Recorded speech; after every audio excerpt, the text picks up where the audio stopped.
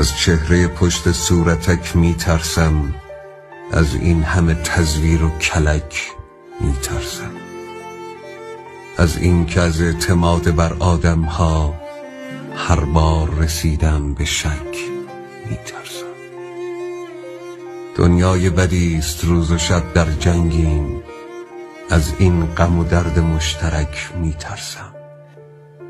از شیشه دل چگونه گویم با خلق، از شرح 1001 ترک می ترسم.